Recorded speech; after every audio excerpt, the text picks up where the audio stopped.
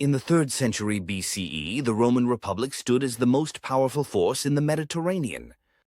But one man born across the sea in Carthage would rise to become its greatest nightmare. His name was Hannibal Barca. His father, Hannibal Barca, was a respected general who had fought Rome in the First Punic War. When Hannibal was just 9 years old, his father brought him to a Carthaginian temple. There, he made the boy place his hand upon a sacred altar and swear eternal hatred against Rome. That vow would shape the course of Hannibal's life. From a young age, Hannibal was exposed to the rigors of military life. As a teenager, he trained alongside his brothers Hasdrubal and Magro in Iberia, modern-day Spain. He studied tactics, siege warfare, and the terrain of future battlefields. By his mid-20s, he had already become a brilliant commander. In 221 BCE, after the assassination of his brother-in-law, Hannibal was named commander-in-chief of Carthaginian forces in Iberia. 2 years later, he laid siege to Saguntum, a Roman ally. It was a calculated move, one that Rome could not ignore. The Senate declared war, and so began the Second Punic War, one of the most brutal conflicts of the ancient world. In a move few could have imagined, Hannibal refused to fight Rome by sea or defend Carthage passively. Instead, he marched his army over the towering snow-covered Alps. With nearly 40,000 men, 9,000 cavalry, and around 37 war elephants, Hannibal's journey was nothing short of impossible.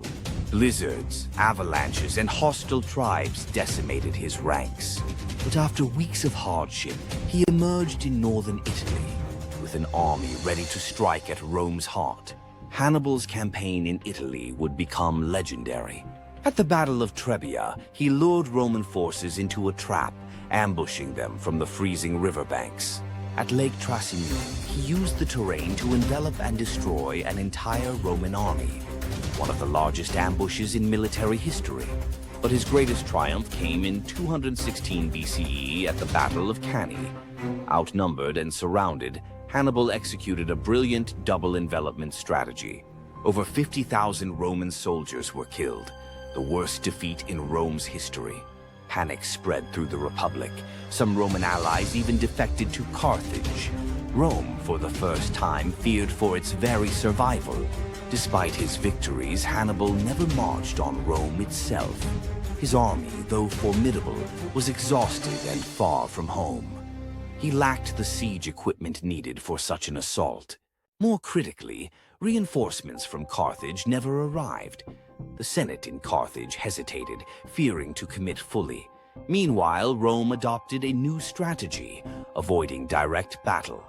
Under General Fabius Maximus, they wore down Hannibal through attrition and disruption.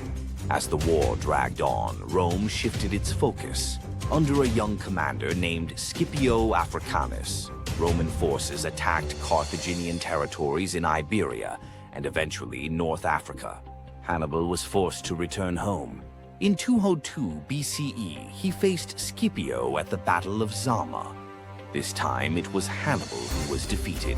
Though he survived, his political enemies in Carthage forced him into exile. Hunted by Rome for the rest of his life, Hannibal ultimately took poison rather than fall into Roman hands. Hannibal's legacy is one of brilliance, courage, and relentless determination. His tactics are still studied in military academies around the world. Napoleon Bonaparte called him one of the greatest generals of all time. So did Erwin Rommel. Though he lost the war, Hannibal's name lives on, not as a defeated enemy of Rome, but as a master of strategy who changed the art of war forever.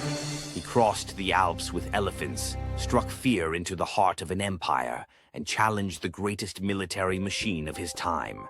If you enjoyed this story, leave a like, drop your thoughts in the comments, and subscribe to Obscura Vault for more journeys into the forgotten chapters of history.